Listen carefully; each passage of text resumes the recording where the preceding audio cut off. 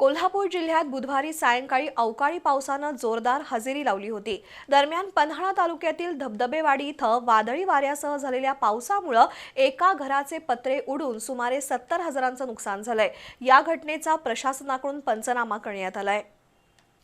बुधवारी सायंकाळच्या सुमारास कोल्हापूर जिल्ह्यात अवकाळी पावसानं जोरदार तडाखा दिला। वादळी वाऱ्यासह काही ठिकाणी गारपीट झाल्यानं शेती पिकांसह घरांचंही मोठं नुकसान झालंय।